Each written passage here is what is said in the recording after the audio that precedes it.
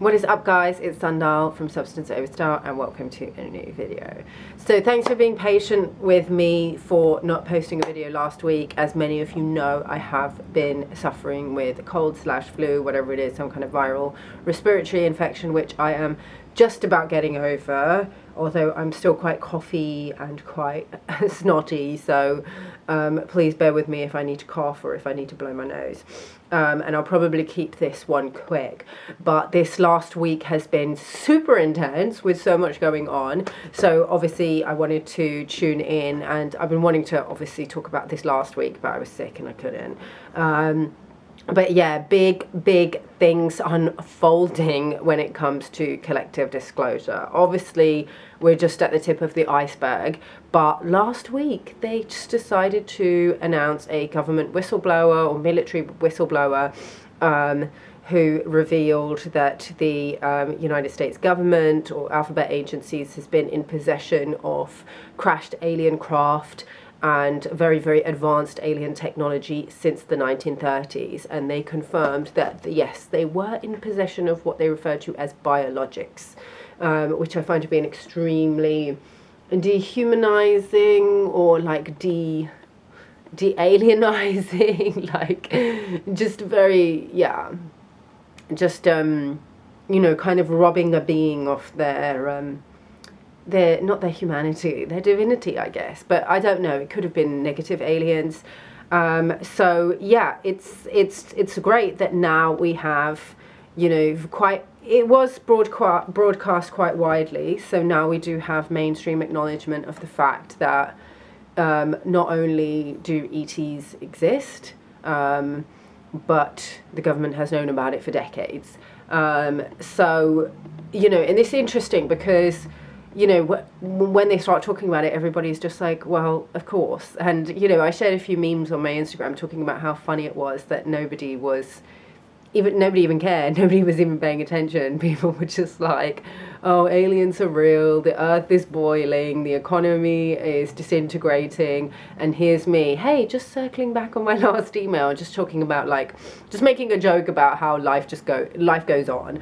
Loads of people were making, I saw loads of people making just little reels taking the piss out of how the government just announced that there's, you know, that they've been in touch with ETs and nobody really cares. And the comments were just like, I'm tired, I just want to be able to buy a house. Like, I don't care about aliens and things like that. So the point that I wanted to make about this is mainstream disclosure of any particular thing is only going to happen when it becomes kind of obvious to at least a significant minority of people.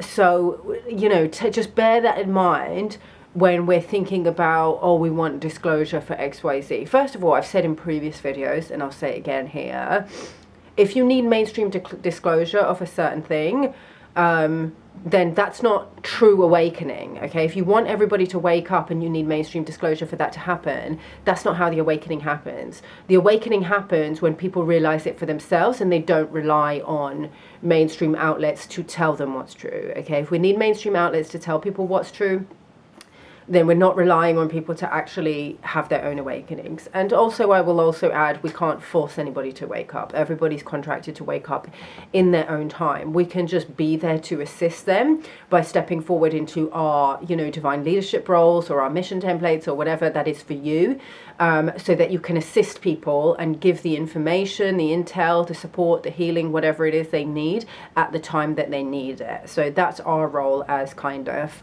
way showers, light workers, star seeds, you know, whatever you want to call it.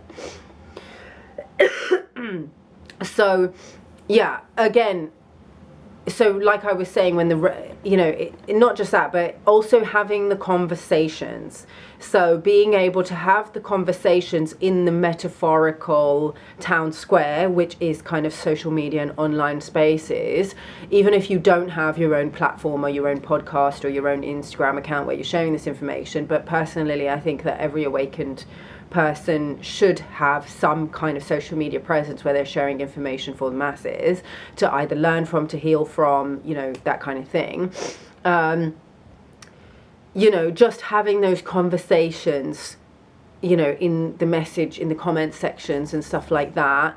But being respectful, of course, always be respectful, but don't be afraid to have those conversations. And I know, you know, some people don't like being challenged. And, you know, I do want to make a whole video about this because I had an interaction with like a particular coach yesterday when I gave a different opinion and she reacted so poorly to it. So I want to make a whole video on, you know, people who are putting the message out there but aren't ever open to a different opinion. Obviously, I get that it's annoying when you've got that one person that just always disagrees with you, but that wasn't what was happening here. Like, I actually had been very, like, supportive and affirmative of, like, her previous content, and then this one thing, I was just like, well, you know, I understand what you're saying, but, you know, the data shows something different, and she actually swore at me. So, you know, I want to make a whole, just a whole video talking about, you know, just energetic boundaries when communicating online, because obviously when you're communicating with people online, there's slightly different etiquette than how you would conduct yourself in person. I know a lot of people don't even know how to conduct themselves in person, but there's so little talked about what is an appropriate way to conduct yourself in a way online that is respectful of other people's boundaries, but is also respectful of the truth, because that's who I serve. I serve over and above the truth, which is why I will always invite conflicting opinions in my spaces. However, I will not ever tolerate disrespect. So if somebody's being disrespectful to me, and disagreement is not disrespect, okay? It can be a fine line, and people can sometimes be like subtly disrespectful. I'll do a whole video talking about it. Like, you know, if you want to see that video, I will do it anyway, but just smash the like button so I can see how much you'll want to see that video and how highly I should, you know, how much I should prioritize it. So yeah, keep having those conversations and talking about whatever it is, you know, whether it's the whole, you know, all the pandemic stuff, or if it's, you know, the medicalization of children that's happening at the moment right now, whether it's, you know, ETs and, you know, negative ETs versus benevolence and whatever the conversation it is that you're having, masculine, feminine dynamics, go out there and have it respectfully with people and have these conversations, so that, you know, because now that there are AI algorithms, and again, you know, I've talked in previous videos about how AI is the Antichrist and it's a portal for an archonic energy, but I do also want to add a little caveat to that, that God will always use everything good to serve the divine plan. So, you know, now that we have these AI algorithms, that those AI algorithms will be monitoring what people are talking about and what the consensus is on any particular subject. So that is how the disclosure is going to happen. The more people start talking about any one thing, the less easy it will be to dismiss that perspective, okay? And then the faster we will get to awakening to the truth. Okay, so yeah, what did I want to say also? Yeah, so now that they have, you know, publicly disclosed that UFOs are real, or UAPs are real, ETs are real, that government has been talking to ETs, that's going to set the stage for now more layers to the disclosure. And I don't think it's a coincidence, it's more just like evidence of the same underlying root cause that Sound of Freedom was released at the same time, okay? Because if people start going down this rabbit hole of the UAPs and the ETs, and then they go down this rabbit hole of the child trafficking and, you know, human trafficking networks and things like that, eventually they will find where those two intersect.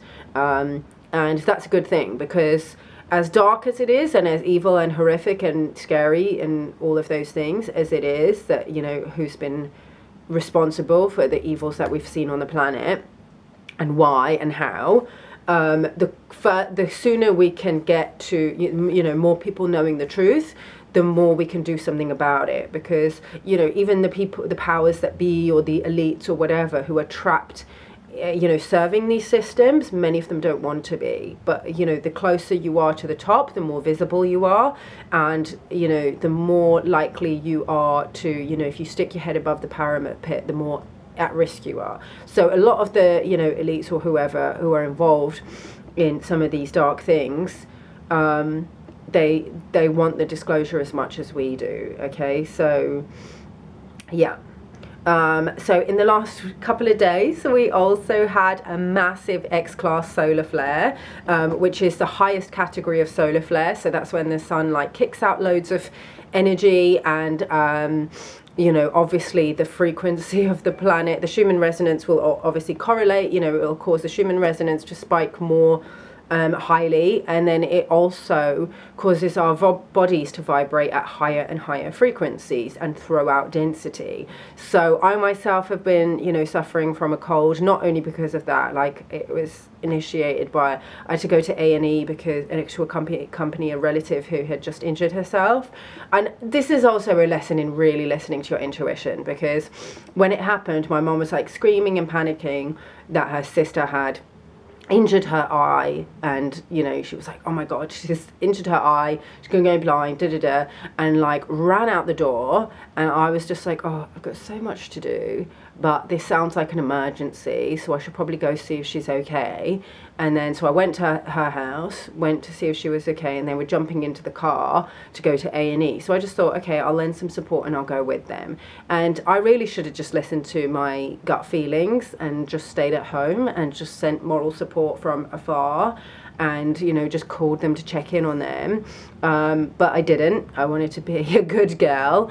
And so, you know, I went, and we I think we were there for like 5 hours. And, you know, like I said on Instagram, like, I'm just getting more and more disappointed in the NHS. Like, you know, again, not to, you know, say anything disparaging about people who work for the NHS. I know that there's some really amazing people in the NHS who are trying their level best to hold what is essentially quite a broken and outdated system together.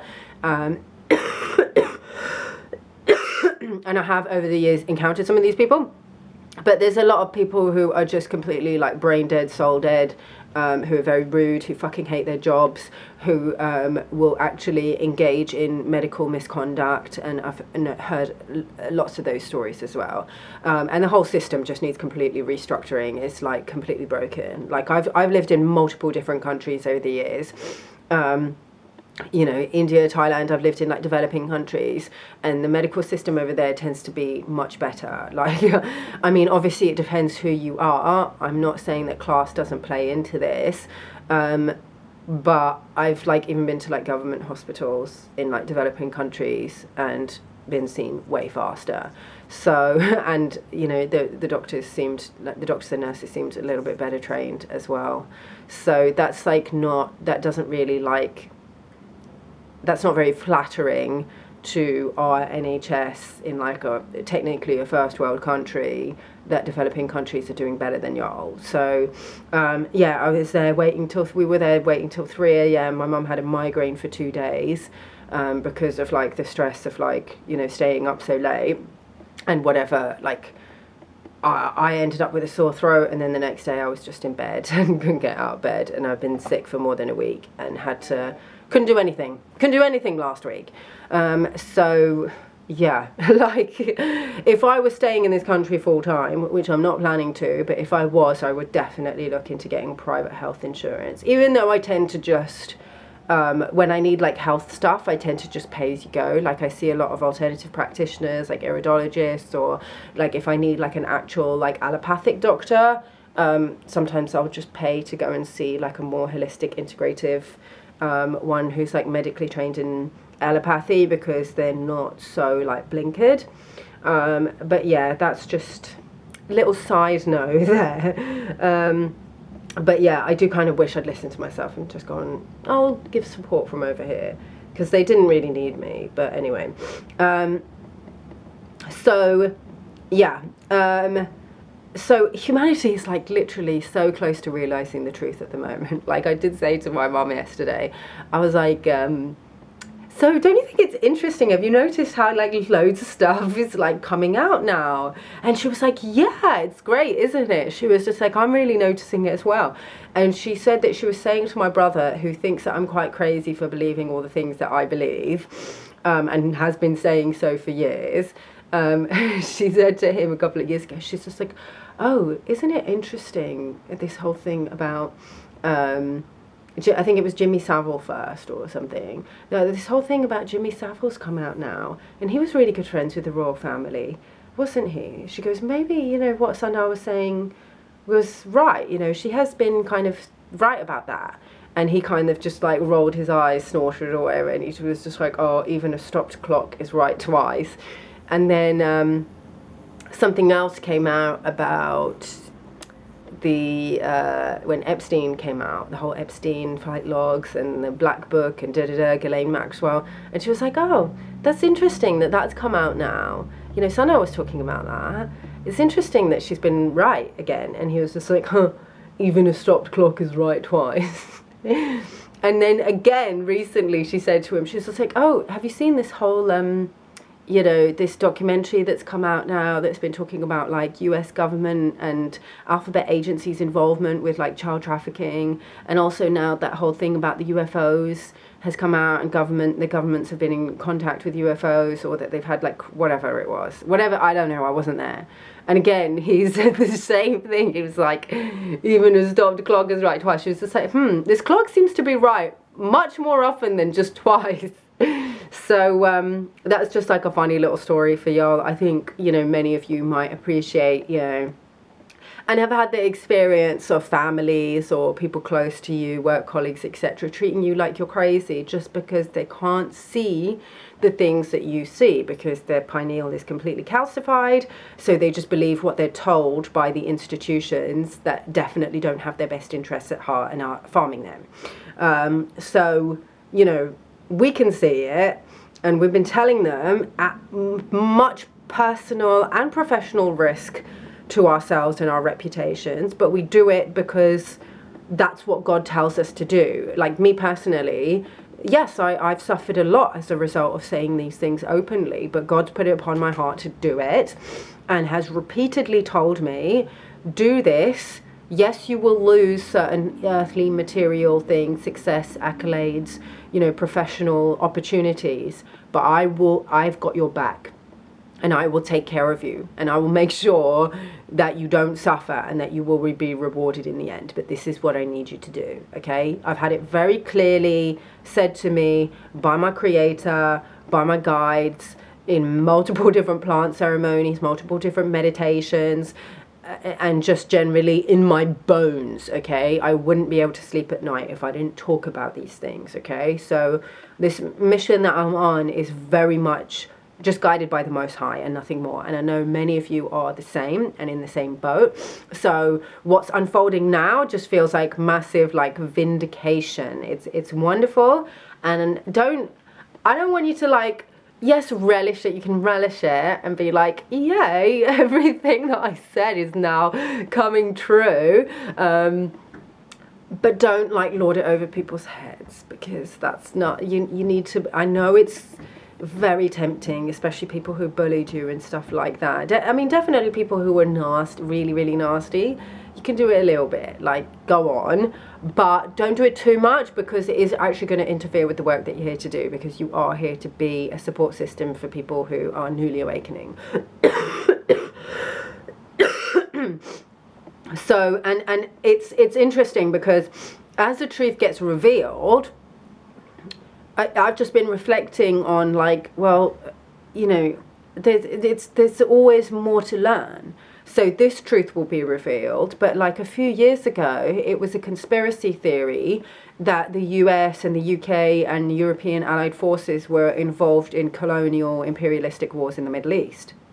That was very dangerous to say. Like, to say that, you would be called an extremist or a terrorist sympathizer or a conspiracy theorist, or to claim that they had any kind of involvement in 9/11. I don't, you know, I don't think that they've disclosed that. So I mean, some people have come out and said it. I think Putin said it, or is it certain, maybe like some Italian prime minister, or so, there have been some mainstream sources that have come out and said that, but generally, I mean, people outside of the whole 9/11 thing, people know that the war in the Middle East was not about weapons of mass destruction. Maybe some people still think it was about terrorism, but I think it can be easily challenged when you say, look, they were funding many of these madrasas, via Saudi, and I think most people wouldn't dispute that too much. So that's, and just the whole corporatocracy that we live in, talking about that would get you labeled as a kind of zany conspiracy theorist about 5-10 years ago, but now it's commonly accepted as truth, and it's one of the main talking points of the left. And this is why I don't get into all this, culture war stuff, because I think that the left have very valid points, and I think that the right have very valid points. And if we can just fucking bang our heads together and stop allowing ourselves to be divided, we could come up with solutions way faster than what we're doing right now. It's time. So, get with the program, guys, and stop feeding into the divide and the fucking culture war, because the culture war is just a fucking distraction. So yeah, now that people are realizing that ETs are a thing, we'll move on to something else, and probably once we do, we'll still get called crazy conspiracy theorists. Okay, I've started looking into inner Earth societies, and that's something that's very niche and definitely will make you sound crazy. I'm not researching it too heavily, but I probably will start, and I think that that's probably going to be the next thing that people are going to move on to. So yeah, and then last note that I wanted to finish on, and I did mention it before, is again, God will use everything good for everything bad. So with the with the kind of acceleration of the World Economic Forum's Great Reset and the speeding up of the transhumanist timeline, which many people might not realize, but I believe is actually a white hat operation. I know some of y'all don't want to agree or don't want to acknowledge that, but I advise you to please go look at the content of my mentor, Emily Joy Harris. Her and her husband have done multiple videos about this. With the acceleration of the transhumanist timeline, I know a lot of people are really concerned. I personally don't think that it's going to be something that's forced on us, getting microchips in our brains and assimilating with AI and all of that. I think some people will choose it because they have lost their source connection, or they just don't have the basic wherewithal to understand that this is something that is very demonic and very satanic. They're not truly awake to the fact that we can already travel interdimensionally, we can already communicate psychically, we already have telepathic abilities, and if you don't have those, then you just need to turn them on. Not that turning them on is you can just go, okay, turn it on, although for some people can be. But there's various ascension technologies that you can use, like breath work, like meditation, like kriyas, which I teach in my course Reclaim Your Crown, that will open up many multidimensional gifts for you. Doing those kriyas after it has purged your body of the trauma that it's still holding on to. That is the number one selling point that I will emphasize, is that it heals trauma. But for me, it has also opened up certain multidimensional gifts, and it has also for my clients that have taken that course. So check that out if you're interested. But there will be some people who will choose the transhumanist timeline, and that is their free will choice. If people want to head down the wide path that leads to destruction, I'm not going to interfere with that. I'm just going to, say my piece here, and warn people about it. But I do think, like I said, God uses everything good for to serve the divine plan. So even people that do choose to kind of become cyborgs, I think that it just how tech companies or control systems or dark forces or the Anunnaki or whoever you want to call it invented these devices and gave us these devices to distract us and to kind of harvest our attention, our energy into manifesting whatever reality they wanted to, and just feeding it into this kind of like inorganic black cube matrix that they have in this kind of control grid. They didn't bet on us using these tools to share our downloads and our insights and the information that we get from Creator or our guides or our spirit team or ancestors or whoever it is that you work with, to wake up humanity. So the awakening is accelerating. Some will choose the transhumanist timeline. Maybe, I mean, look, maybe less will choose it than... I think that most people can recognize how dystopian it is. I do think that most people can recognize that. But, you know, even Elon Musk, who I believe has an IQ of, how much is it? 164 or 100? No, not 164. I think 154, whatever. Even he chose to get implanted with this Neuralink and is now a cyborg. So... you know, you can be very intelligent and still not have that heart-based intelligence, which is where the gents intelligence comes from, genere, the divine feminine, that heart-based intuition that is necessary for true wisdom. If you're completely devoid of that, then yeah, you're a fucking idiot. You're already a cyborg. Like he says, okay? He's like, you're already a cyborg. You don't need a microchip in your brain, because most of us are still plugged into these devices all the time. But I do think that there's a big difference between using your phone like 10 hours a day and then actually getting implanted with a microchip, because who's controlling that? I mean, maybe he thinks it's fine because his company is in control of that, but I just think it's really stupid. And I do think that if people do choose it, you know, personally, I do think that God is more powerful than the enemy, and I will do a separate video talking about the black pill and why y'all need to like be careful not to swallow the black pill.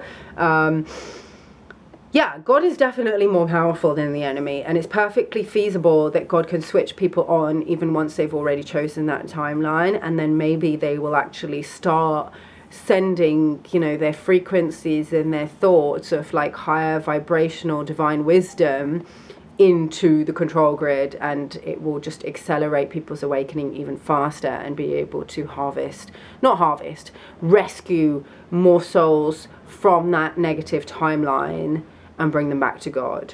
So essentially that's what we're doing. We're all walking each other home. We're bringing each other back to God. And right now we are using the control grid, which the tech companies have used to try and harvest our consciousness, but we're using it to actually bring people back. So yeah, I'm not going to be on that particular mission because I'm not going to choose the transhumanist timeline, but some people maybe. And that's for them and their soul's journey and their contract with Creator to figure out. And with that, I will peace out. Thanks so much for watching, guys. I will see you in the next video. One love.